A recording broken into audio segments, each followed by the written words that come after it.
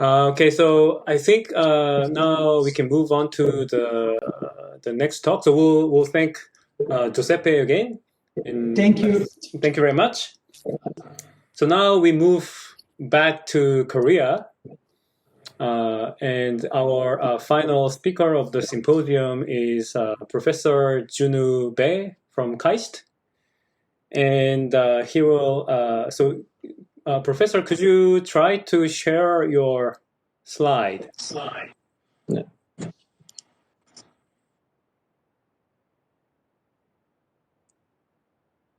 Okay, So yeah, is you it can shared? see it. It's very nice. So he will tell us about quantum entanglement in algorithms.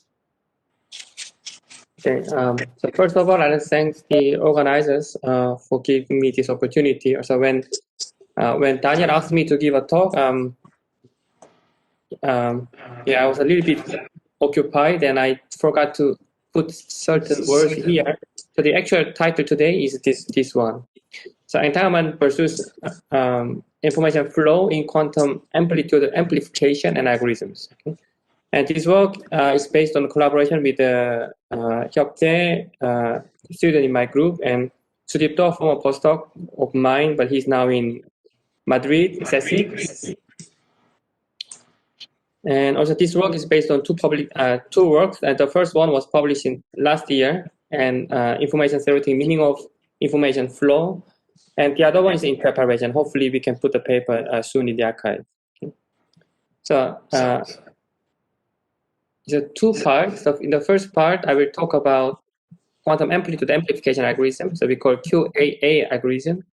And the second part, I will speak about information flow. I will compare information flow and entanglement in QAA algorithms. So I will also explain how we can define information flow and entanglement in quantum algorithms. Okay, so let me start with quantum amplitude amplification algorithm. So what is it? Often, I mean, this quantum amplitude amplification is referred to as a quantum database searching algorithm. But let me put it this way. So let me define n qubit quantum state, and this is the Hilbert space defined by the n qubit state. So there are bases, and the number of bases is 2 to the n, and so this k runs from all 0 to all 1. Okay, that we have 2 to the n vectors, and this defines the Hilbert space here. And we can make a certain superposition of them. So psi 0 contains all possibility, and the possibility is can be found is the amplitude here, ak. Okay, and of course we can make a uniform superposition, which might be the worst case, and then 1 over square root n here. Okay, and then I understand QAA as a quantum process that transforms one of the amplitude here to 1. Okay, and so that we can find the target state t at the final time. Okay? Yeah, and then of course here, I mean, this k, I mean, doesn't have to be sorted out, and therefore this corresponds to unstructured database search. But let me put it everything at quantum level, and then the role of the major role of the QAA is to transform AT, which is the amplitude of the target state, into number 1, which is the probability of to find the target state at the end of time. Okay? And in the middle, we use only quantum evolution. And here I consider only QAA algorithms because for me, I mean, this is interesting because it's fully quantum. So if you compare with the Shor's factorization algorithm, which is very powerful, but if you see the algorithm, the first step of the algorithm is to the order finding, which is based on quantum Fourier transform. And there, once we find order finding, we apply the classical algorithm, which is continuous fraction. Which yeah. And then for me, it's not so clear. So it's a hybrid algorithm, classical and quantum. And for me, it's not so clear where the speed is from. Of course, I mean, quantum Fourier transform is faster than classical one, but we need this step to solve the factorization algorithm. So, okay, so this is classical and quantum hybrid, and for me, it's not so clear where the speed is from. So, for QAA, it's very clear because fully quantum, and so here we are interested in quantum amplitude amplification algorithm. And and the first one, I mean, as Grover has proposed in 1997, and it works as follows. So we start with the initial state here, okay, size 0, which is the uniform superposition of the all the bases, and this can be created by applying the Hadamard transformation for all qubits. Okay? And then the quantum process is defined by the Grover operator, and we have to apply the Grover operator sequentially, and a single Grover operator is defined in the following way. So we need an operator where each one is a unitary transformation, and this guy is a unitary transformation, but this is inversion about the target state. So inversion means this introduce phase factor -1 into the target state only, and this one is an inversion about the initial state. Okay, so often you can look at the picture here. So we can decompose the initial states into this initial state can be rewritten in terms of two bases, target state and old collection of the non-target state, the tip-top here. And we start with the different amplitude here, okay? And then after passing the first inversion about the target state, okay, so here we can define this one initial state, and this has a higher amplitude. Okay, I think I made a mistake here. Okay, so the first one inversion. Okay, the first one. Okay,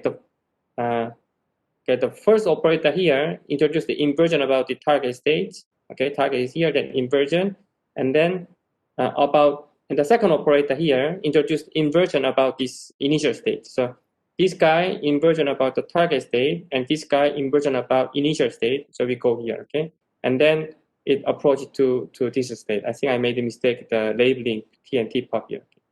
So yeah, but in any then Grover introduced a rotation operation, and rotation defined in a two-dimensional space, and the basis is T and T pop here. Okay, and T and T pop you can map T into 1 and T pop into 0. Okay, sorry, I also made a mistake here. So this should be T and this should be T. This is correct. So this is T pop and this T, okay, target state. So initial state is somewhere here, okay, and then it rotates from this one to this guy, and in a two-dimensional space defined by T and T pop here, okay.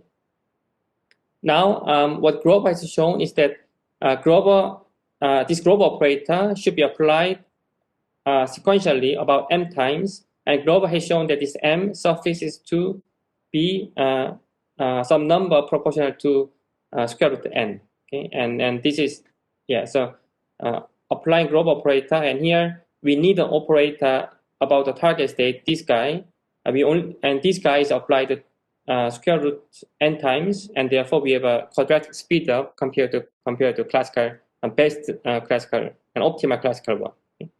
So that's the Grover operator. And later, I mean, this quantum amplitude amplification can be seen in an analog computing here. So analog means it's continuous time. So Hamiltonian can be constructed like this. Okay, so here we have a factor about the target state and initial state, and this can be written. This can be defined the unitary transformation, and the unitary transformation introduce the transformation of the target of the initial state to the target state like that. And then the question is now, how long does it take if we want to transform the initial state into target state? So what is the time t such that the rejecting state or final state becomes the target state here? And the answer is the large t. So we need a time which is about which is proportional to square root n. Okay. So we have a square root speed up as well. And now if you see this unitary operator carefully, then this can be decomposed into the part of the initial state and the part of the target state. And these, okay, I mean, we have a general formula here, e to the minus I beta and some status s, then we're here, okay? So for the Grover case, I mean, if you can look at this Grover case, okay, both of them is the case where beta is pi, okay? Then we have here -1, then 2, and this corresponds to Grover operator. And then the analog computing can introduce the global algorithm, and also global algorithm can be transformed into analog computing.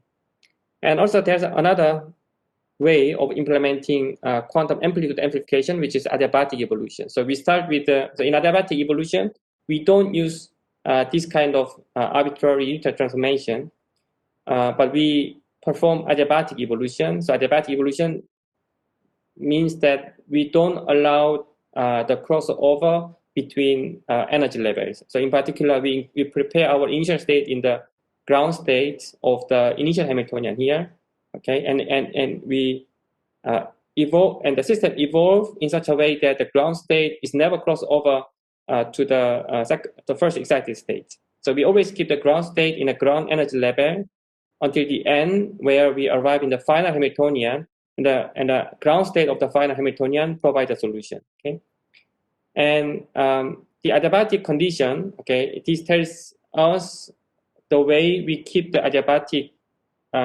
evolution.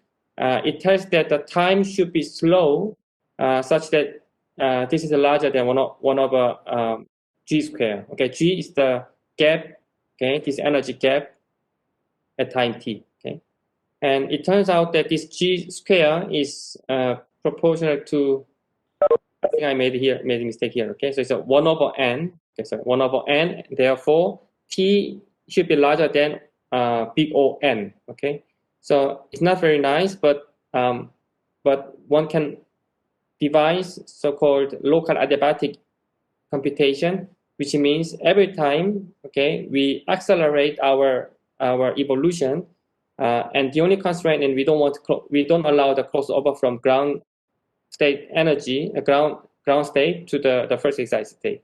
Then we can attain square root of again. Okay, so what I've shown now is that this quantum amplitude amplification is very well defined in the sense that this can be implemented in quantum circuit as Grover proposed in the very beginning, but can also be implemented in analog computing, and also it can be done. It can be performed in the adiabatic computing as well. And also in the view of quantum computing, all these three schemes, they are equivalent in the sense that they can be converted with a polynomial overhead. So QAA is a very good example where we can study how these are related to each other. And then let me be back to the first proposal by Grover about the quantum amplitude amplification algorithm, and it has certain limitations, and let me tell you what they are. And the first one, and the success probability to find the targets that at the final time is never 1. Okay, so unless the number of target is 4, we never get the unit probability. Okay, so and to be precise, the success probability is 1 minus some number like that. And the second, if you see the success probability, if you see the success probability of finding the target state in global operator, then success probability actually oscillating like that. Okay, so if we don't know when we have to stop the global algorithm, then the success probability will decrease. Okay, and here we lose the opportunity to find the target state. So that's not what we want, and therefore we should have the appropriate knowledge about when we have to stop. Okay, so these are two restrictions in quantum amplitude amplification algorithm. And then to overcome the problem, I mean, Grover himself, he proposed fixed point search. Here, fixed point means, I mean, the algorithm converges to a certain fixed state, and it never goes to other quantum. It never converges to other quantum states. So, if in this fixed point means that we always converge to the target state. Okay. And unfortunately, the algorithm is very nice, but unfortunately, it takes big O n time, okay, and which is comparable to classical one. So there's no speed up using Grover's fixed point quantum search. And later in 2007, Yoda, Low, and Chuang, and they proposed the nicer one, okay, and which is the fixed point and quadratic speed up. So they got both. And here, I mean, they define this operator, I mean, global iteration, and they construct the sequence of the global operator with a different inversion factors here, okay? And just one remark I want to tell you is that this is very similar to QA/OA. Okay? And then Yodel and Low and Chuang, and they constructed the phase matching condition such that at the final time, okay, and the resulting state converges to the target state, and that's what they mean by a fixed point.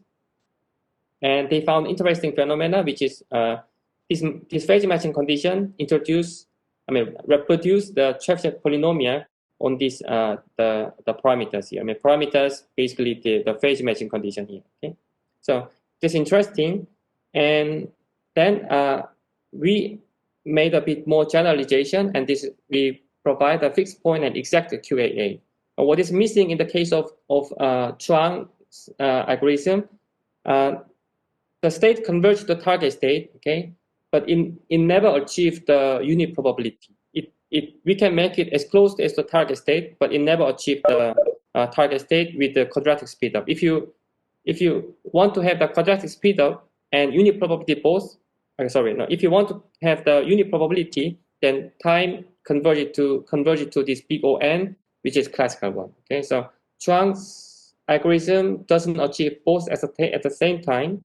And here we made a bit more generalization, which is we call exact QAA, okay, fixed point and exact QAA, and we impose the following condition. So again, we constructed very similar way. We made a sequence of the global operator here, okay, but okay, and we impose the condition that the amplitude is never decreasing by global operator. Okay, so we always tuning the factors gamma j, beta j in such a way that global operator increases the amplitude of the target state. Okay, and then we can design the sequence imposing this constraint, and then we can always construct family of QAA algorithm, actually exact QA algorithm that we converge the target state with a unit probability, and the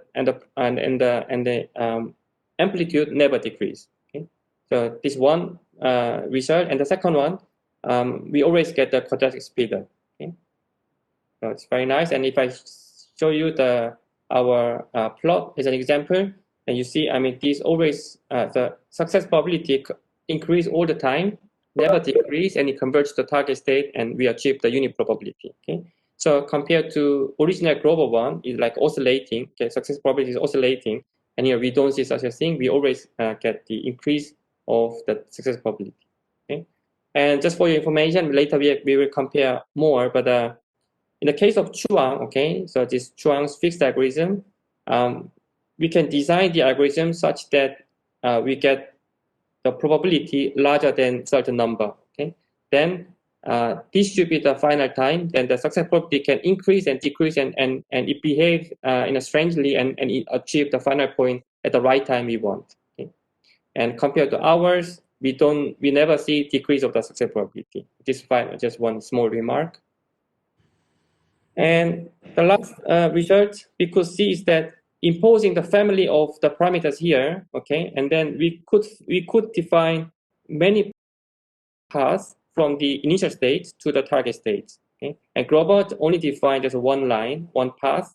But in our case, we could find many trajectories from the initial state to the target state. So the initial state doesn't have to be this guy, but any point in the block sphere. But then we can impose this condition. Then we can find a lot of family or trajectory of the parameters from the given state to the target state. So yeah, so this generates many QAA algorithms. Okay, so yeah, so that's about the QA, the full generality. And the second one, information flow and entanglement. And by the way, okay, was there any question? Maybe I missed some questions, or can I continue? Okay, so let me continue now. Okay. So second part is about information and entanglement. Okay, so I view quantum evolution as a CPTP map, complete positive and trace preserving map of a system, and this is actually mathematical and axiomatic point of view, but this is used as a quantum channel in quantum communication, and this is called dynamical map in open quantum system, and this is also called quantum algorithm if you use this map in quantum computing. Okay, so system and ancilla. Then if you look at it, okay, overall should be overall the dynamics should be unitary transformation, but if you don't look at ancilla system but only system only, then the reduced map is described by quantum this CPTP map, and this can be seen as a dynamical map of open quantum system. I found, okay, so these are new. Quantum communication and quantum computing is new, but the open quantum system has a long history, and we had a lot of research along the line to study interaction between quantum systems. And then recently, this Heinz-Peter Breuer and Pillow Lane, and they proposed the definition of information flow. Okay, and this quantifies the information leaked out from system to environment, and the information gained from environment to system. Okay, so maybe I have to skip, but let me tell you the definition itself. So this is called information flow. Okay, and this is defined as a time rate of the distance, and we have to find the worst case of the initial state that maximize this quantity. Okay, and lambda t is the dynamical map here, and when this becomes negative, we call Markovian, and negative means we always lose information from system and environment, and we don't get any information from environment to system. Okay, so this is Markovian because we always lose the information, and or this. So we understand this corresponds to memoryless system and information field. And okay, I think I should skip many parts, but if you catch up, maybe I can be back this point later. And all this about the interpretation about this information flow, and this is the main message here. So information flow, it can be rewritten in terms of entropy, and entropy has a unit which is bits. So we can quantify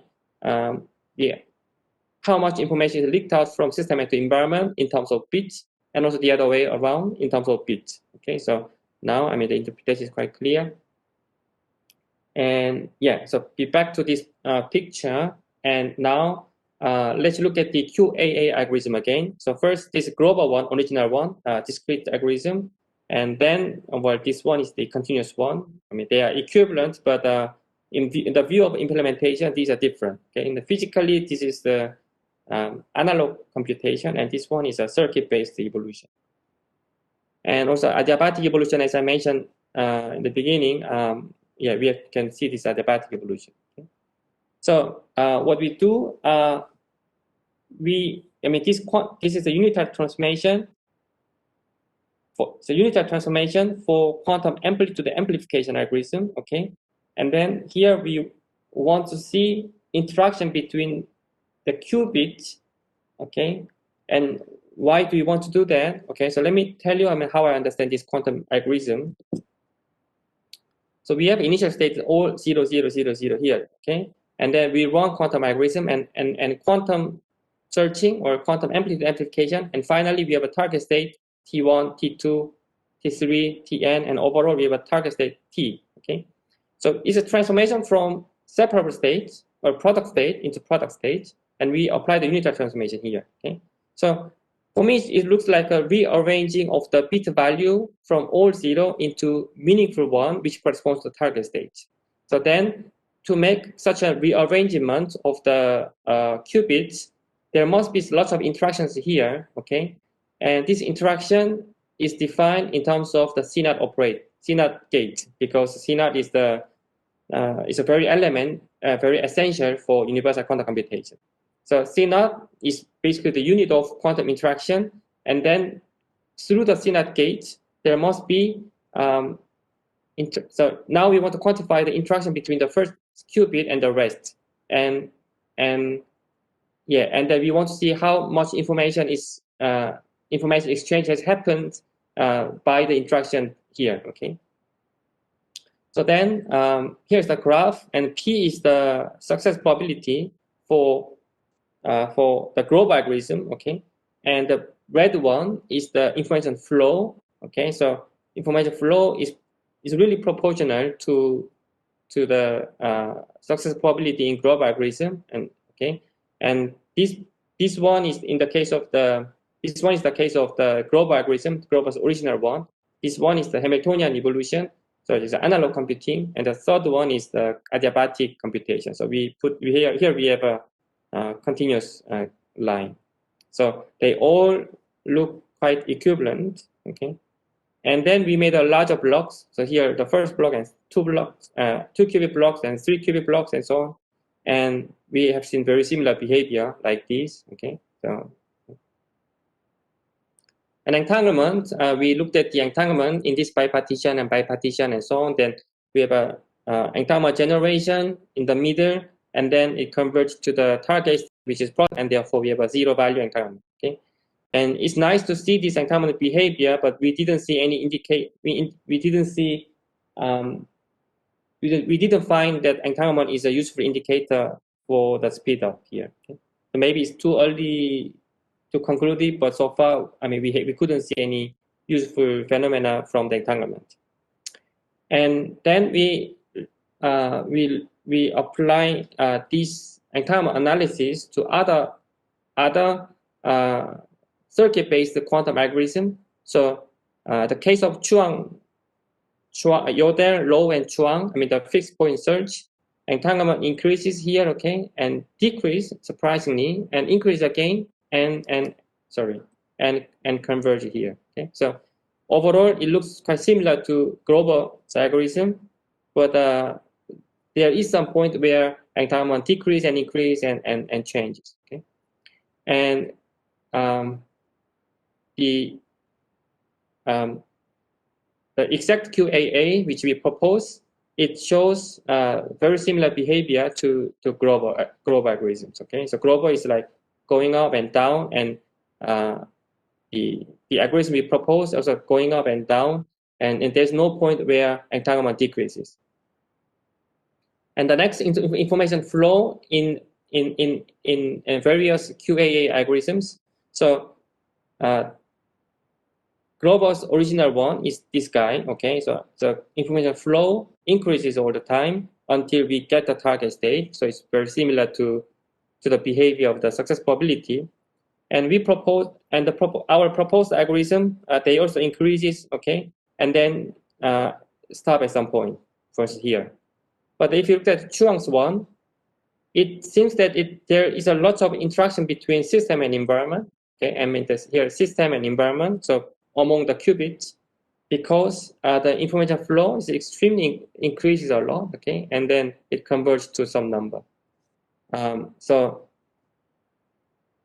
if you see these two graphs, Chuang use lots of entanglement resources here, okay, because it generate and diluted here and repeat again, and information flow is much higher than the others.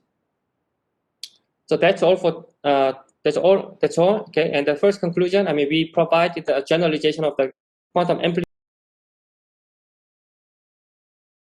Provide a family of them, and hopefully we can put the paper in archive soon. And it has advantage. And first, it achieved the unit success probability. And second, we don't need a prior knowledge about the running time. Okay, so we don't have to know when we should stop it, and yeah, we can find the target.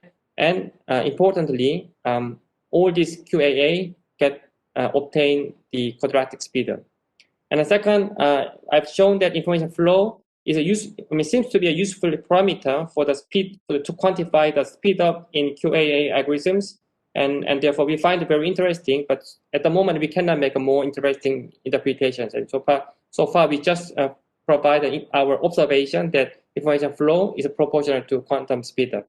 I mean, in terms of the success probability. And the second and the last one, entanglement must be useful, okay? But entanglement, here we observe that entanglement is related to QA algorithms, but not very much for the speedup, but other effects. For instance, other advantages the fixed point algorithm contain, and well, still we have to see more about the connection between entanglement and QA algorithms, and yeah. So, but there are lots of questions we have to explore in the future.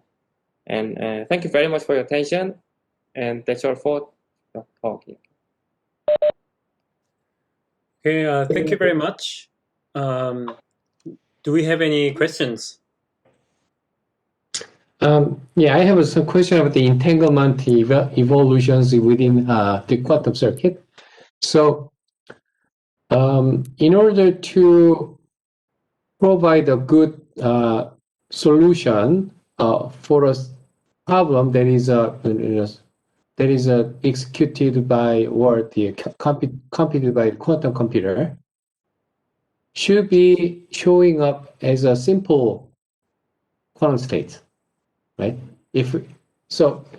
Even though some algorithms can be very good and powerful ones, but it ends up with a very complex combination or superpositions of computational basis, for example. Then measurement requires a lot of sampling. So instead of having such kind of the result of from quantum algorithm, if we can have a very simple superposition, okay, for example, just one single computational basis, then that kind of solution is or algorithm is going to be the best algorithm to find a certain result from quantum algorithms, right? So in that sense, the entanglement may not be a good quantum algorithm may eliminate entanglement while it's calculating some problem. Yeah, I think there's no. Yeah, it's hard to say about the direct connection between entanglement and algorithmic speedup. I mean, of course, we all agree that CNOT gate is essential. It's very essential, and which generate entanglement. But then, how the algorithmic speedup is related to entanglement, which can be generated during the circuit, is not so clear. But I think it's too early to answer that entanglement is not so useful. I believe there must be some place where entanglement plays a role. Yeah, that's all I tried. And one thing that that catches me is that if you apply CNOT gate to belt state, the entanglement goes away. Yes. So CNOT gate is used to generate entanglement, also used to eliminate entanglement. Yes, I agree. Yeah. Okay. Yeah. So having some gates like CNOT gates is powerful in quantum computers. That does not necessarily saying that we want to have more entanglement in the quantum states. No. So no, because I mean, entanglement disappeared because we choose a wrong input state. So yeah, but I fully agree with you that more entanglement doesn't imply better higher performance quantum computation. Yeah. So there should be a balance between computation and amount entanglement. But I think but this is a very difficult question, but I like the question. Yeah. Yeah, well, I liked it. The investigation of this page in this page. That's a very fundamental one. We just want to understand what is the relationship between quantum algorithm and the entanglement. And as is shown in this figure, probably at the end of the calculation, the entanglement is so in the course of calculation, entanglement increases, but at the end of it, it decreases again, probably. Is it the right understanding? Yeah. That's what happens in the case of the Grover's algorithm. But I mean, if you look at this quantum operation here itself, it can actually generate much more entanglement. But we use if we want to use this operator for quantum amplitude amplification, we don't need such a large entanglement. Yeah. So I think the operator itself must be able to must have a capability or a large capability yes, to yeah. handle entanglement. Sure. Yeah. Yeah, but that does not necessarily that you want to have entanglement in the quantum state. Yes, of course. Yeah. But then let me put it the other way around. Okay. So we need a physical process to perform quantum algorithm, and then so we have a quantum algorithm that we need a physical process, and physical process solves a certain algorithm. And now suppose we have a physical process and we don't know what is the algorithm that this physical process is performing. Then we have this quantum operation. This can generate a large entanglement, and we just don't know the corresponding quantum algorithm, what this calculation means. Okay. So then physics or nature perform certain calculation. We don't know where what nature calculates. So we don't know the corresponding algorithm. So let me put it this way.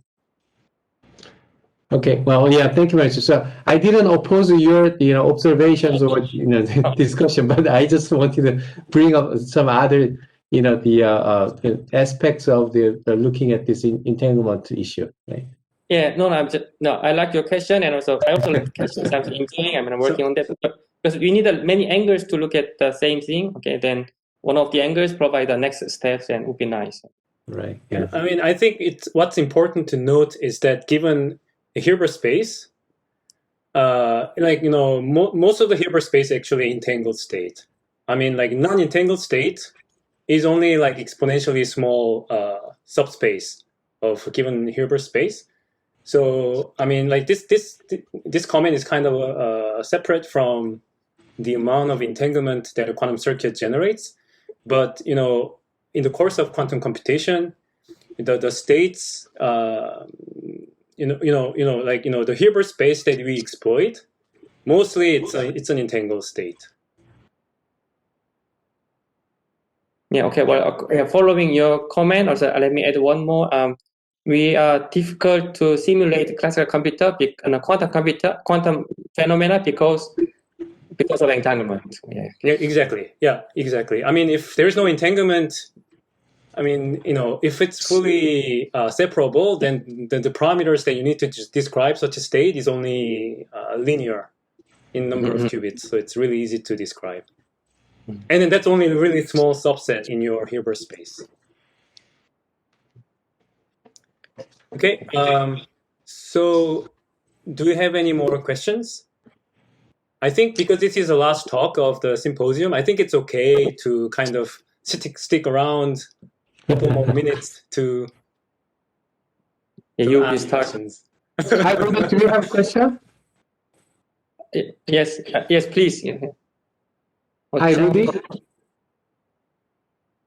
Hi, yeah. So I think like the quantum amplitude amplification work is impressive. Like I would like to, know that if we can apply this for, let's say, amplitude estimation or like counting. Do you think like so recently, like we in KO and also other groups like apply this amplitude amplification for like quantum Monte Carlo sampling, but the method really relies on actually using this periodicity of this amplitude amplification, and then we guess the period.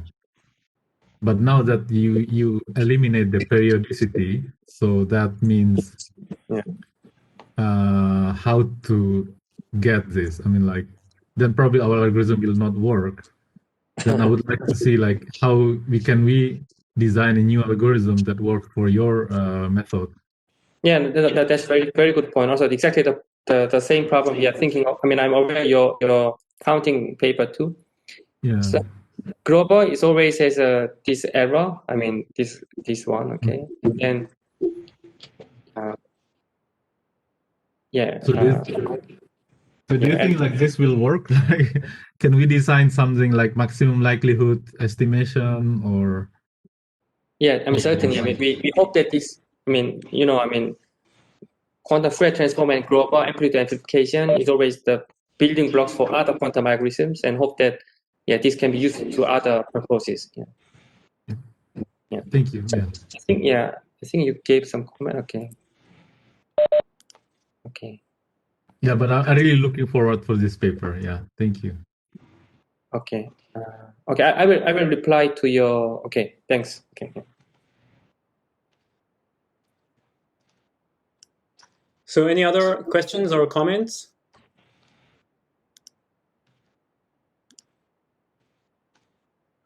If not, I think we can thank Professor Joonwoo Bae again. And so that was our last talk of today's event. So I think we can now close the event. So I would like to thank all the speakers again, connecting from many different places around the globe, and also I would like to thank all the participants. And also, I'd like to give a big hands to Daniel for his efforts to organize all the speakers and the programs of today's symposium. Thank you very much. It was my pleasure. Thank you, Daniel. Yeah. Do you have any other like closing comment, Professor Lee? Well, it was great, and it was more than I expected. And I mean, it is amazing that we can get together online to discuss so much exciting research issues. And I really appreciate everyone's effort and expertise being contributed in this symposium. Thank you very much. Okay, thank you. So now we'll end here. Thank you very